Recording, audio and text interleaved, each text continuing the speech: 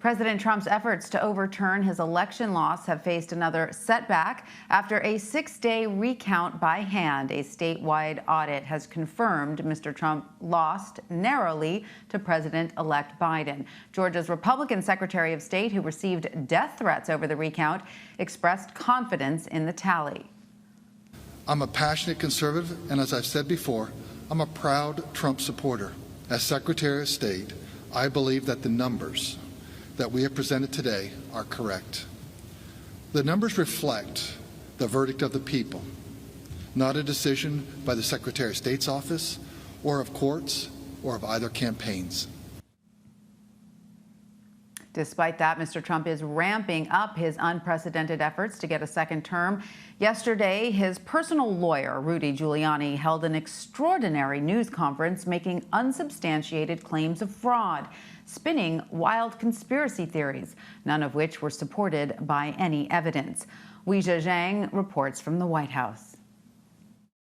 I know crimes. I can smell them. You don't have to smell this one. I can prove it to you 18 different ways. President Trump's personal attorney, Rudy Giuliani, did not provide any evidence as he and the campaign's legal team floated the unsubstantiated idea that President-elect Joe Biden's win was the result of a widespread operation to rig the vote, blaming everything from Democratic donors to Venezuela. It's disgraceful what happened. The freewheeling 90-minute press conference left Giuliani with what appeared to be hair dye streaming down his face.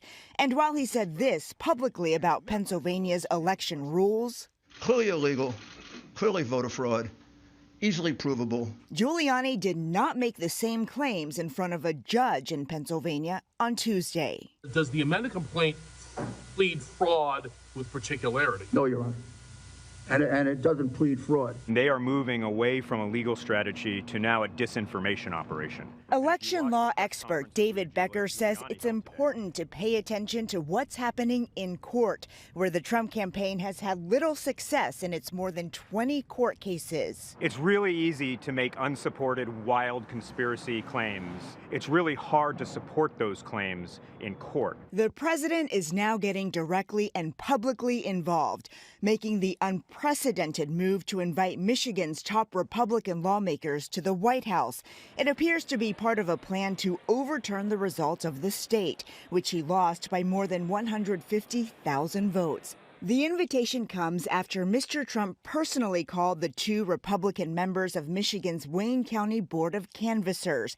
Afterward, they said they wanted to rescind their votes to certify the county's results, despite no evidence of widespread voter fraud, claiming the president's call had nothing to do with their decision. Late last night, Republican Senator Mitt Romney blasted President Trump on Twitter, writing the president has now resorted to overt pressure on state and local officials to subvert the will of the people. It is difficult to imagine a worse, more undemocratic action by a sitting American president. I think they're witnessing incredible irresponsibility, incredibly damaging messages being sent to the rest of the world about how democracy functions. Weijia Jiang, CBS News.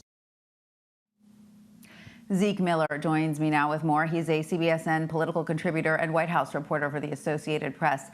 Hi, Zeke. So what does it appear President Trump is actually hoping to accomplish from this meeting with Michigan's House Speaker and Senate Majority Leader? Yeah, that's a really good question because, it seems like it might be part of some sort of last gasp of a losing campaign trying to overturn the will of voters. And it's highly unlikely that that would work in Michigan because even there's some of these Republican legislators themselves have said they don't believe they have the power to overturn the will of voters. But also it's one state, and the president would need to flip the electoral votes of a number of states to get him over 270 in another term in the White House. The motivations here are not very clear. White House Press Secretary Kelly McEnany said it wasn't an advocacy meeting with the president, but it's not really clear what it is, and the timing is certainly suspect. And the president has clearly been bombarded by aides with sort of this theory that maybe that they can go around the will of the voters through Republican-controlled legislators, and this seems to be part of it. But in terms of going from a plan to actual execution, there are a lot of there's a lot that hasn't been thought through here.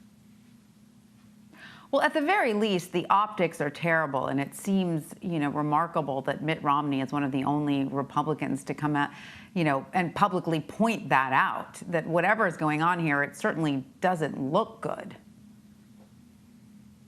No, that's exactly right, and that's been the case with so many things we've seen the president do over the last 4 years, and even before he got into the White House.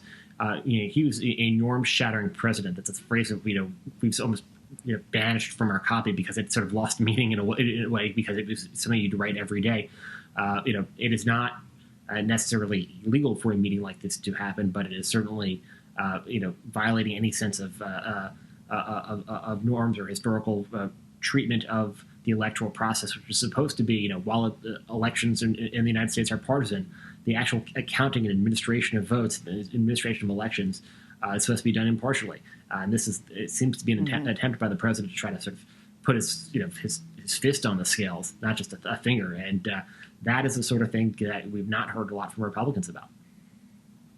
Right. And one of the bedrock tenets of democracy is that your guy or gal doesn't always win. And the response to that should not be, the election was wrong, but rather, how do I get more votes next time around? How do I, change the results for the next election? And we are finally seeing some more Republican lawmakers call on the Trump administration to allow at least government transition, the government transition process to begin. Retiring Tennessee Republican Senator Lamar Alexander is the latest. Of course, he's retiring.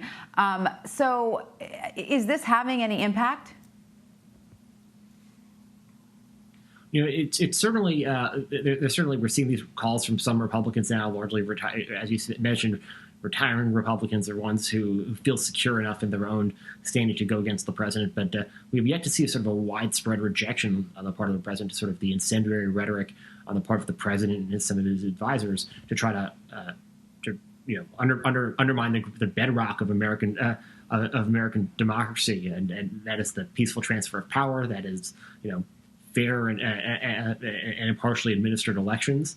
That is what the president's attacks and continued rhetoric are trying to do. That is his goal here when he talks to people around him, is because he doesn't want history to remember him, or certainly his base to remember him as a candidate who lost the election, which he did.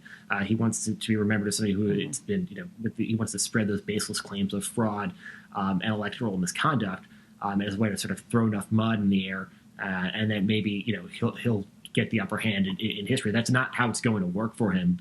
A lot of White House aides around him realize that they're going to run out of runway here. They're going to run out of runway by December 14th when the Electoral College meets. But up until now, the president's sort of trying to muck everything up as much as possible. It is remarkable. And Zeke, I want to pivot to the coronavirus quickly. We heard from the White House Coronavirus Task Force for the first time since July yesterday. Our White House correspondent Weijia Jiang asked Press Secretary Kayleigh McEnany about how their message contrasted with the rest of the Trump administration's. Let's listen. Yesterday, Vice President Pence wanted to make clear that they supported state and local decision-making. Just 2 days ago, you called some of those state guidelines Orwellian. So how do you expect people to know what to do with all this mixed messaging? Well, two things can happen at once, and it's this: taking COVID seriously, engaging in aggressive mitigation, but also recognizing that the American people have certain freedoms. And it is, by definition, Orwellian for a state like Oregon to say, if you have more than 6 people in your family congregate in your home, we can jail you for 30 days. That's not the American way. The American people... So, Zeke, McEnany is pointing to a specific case there. But overall, President Trump has seemed to oppose coronavirus restrictions more broadly than his task force. Isn't that the case? No, absolutely. And he has elevated the role of Scott Atlas, this Stanford doctor who is not a public health or an epidemiologist or an infectious disease expert. And he's been a noted sort of mask conspiracy theorist, suggesting that somehow masks make you less safe at times. And the president sort of elevated that sort of rhetoric as well. I was struck even in that briefing of the White House Coronavirus Task Force, they never mentioned Thanksgiving.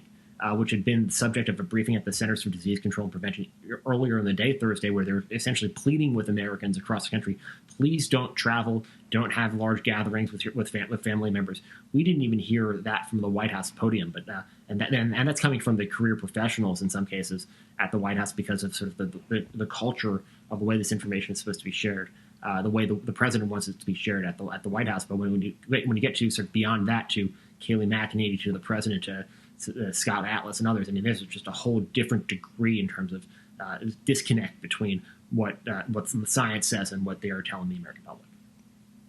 Sure. And, you know, the mixed messaging is even more remarkable considering how thirsty Americans are right now for some real information. I mean, going into Thanksgiving, as you pointed out, people want to know, is it safe? Should I go? What should I do?